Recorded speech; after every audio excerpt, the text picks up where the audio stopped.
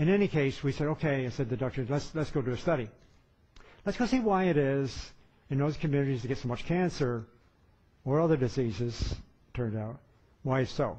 So we got funding from the National Institutes of Health and from the Chinese government, and this was the first project between the United States and China, first joint project. And we organized a study to do just that. And before we go on that, let me mention here, this kind of thing here where we know that cancer exists in some places, not those, I mean, we could conclude cancer is a geographically localized disease. It's not a disease of genes. It's not. It depends on what we're doing, where we're living, and how we live in our lives, and what we decide to eat and so forth. Okay, and this is the map of a bunch of counties that we selected for the study around China. It covered most of China. It was a total of 165 counties, carefully selected to give us, what we wanted to get. 130 villages per county, two villages per county, and 6,500 adults and their families. And actually, we did that study, and then we went there. And when I use this term, we use it a little bit liberally. It was my Chinese colleague, Dr. Chen in particular, who did all this work. I mean, I kind of sit back and, went there and visited every year and stuff like that. But the actual work was done by our Chinese colleagues. And they went and collected dietary information over a 3-day period. What that meant, they went in the homes of these families, measured exactly what they ate. Really exactly what they ate. And then we could calculate nutrient intakes. A questionnaire was administered, and they were asked all kinds of questions. Are you smoking something? How much have you been smoking? Where'd you get your water from? What kind of food are you consuming? All these. When did you start having children? How many children do you have? And we asked all kinds of questions that we thought might have something to do with the development of cancer. And then we also collected blood samples, urine samples, and food samples, took it back, and there's about 24 laboratories from around the world that joined us, and we analyzed all kinds of things. And that was an effort to try to get some idea of looking at things comprehensively, putting things together to see what we could see. And of course, I was interested in the question concerning animal food and plant food at that time. Here's just a brief, I don't want to get caught up too much in the details because my battery's going to run out pretty soon. One thing, but in any case, that in China, here's China and the United States, they were consuming a really low-fat diet, only about 14% of total energy on average in rural China. We're up here a lot. They consume 3 times as much fiber. Fiber is from plant materials, Animal protein, basically, the concentration of animal protein in our diet compared to rural China is 10 times greater. We are carnivores. We're basically carnivores, just like wolves and everybody else, it seemed like to me, compared to China. China was not consuming very much meat, so they didn't have very much animal protein. Body mass index, cholesterol levels are very low in China compared to here. It was considered heresy at that time to be so low. Their high was near our low, and that in turn was associated with the way they're consuming animal or plant-based food. Body mass index and energy intake, I'll just mention it quickly. We saw no obesity in China. No obesity, really. This is what this means, body mass index. We're around 27 now, but that's around 20. I mean, it's a huge difference, by the way. And yet they were consuming more calories. Really crazy. How could they be consuming more calories, 20 to 30% more calories, and have less body weight?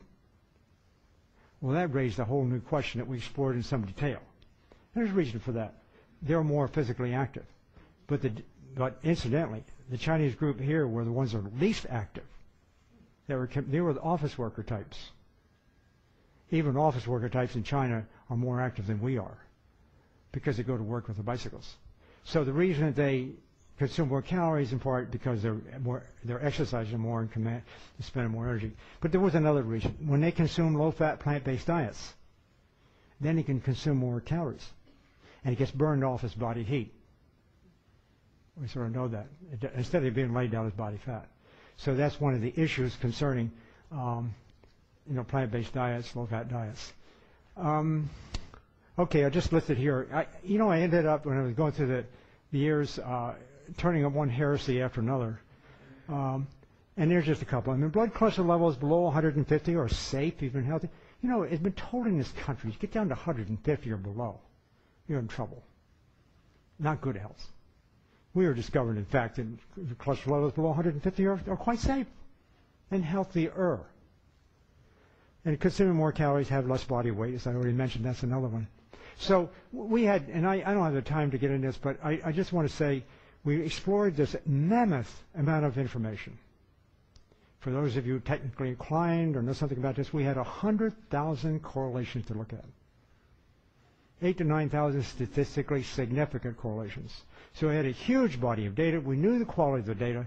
And one of the reasons we had such good quality data, I have to give acknowledgement to my good friend and colleague from the University of Oxford, Richard Peto, now knighted by the Queen, and known as Sir Richard Peto, the world's most prominent, probably, biostatistician. So Richard was the one who worked with us, set us right, make sure we got the design right, and got all this good information. In any case, we got all this huge amount of information, sat back, looked at it in terms of its patterns, looked at it in terms of assembling and this and that. And here was the kind of conclusion that we could draw. For minimal disease risk, virtually all associations favor nutrient composition of a whole foods plant-based diet. Now, I didn't expect to see this, to be honest about it, because here in China, I mean, they're already almost of them consuming plant-based foods as part of their diet.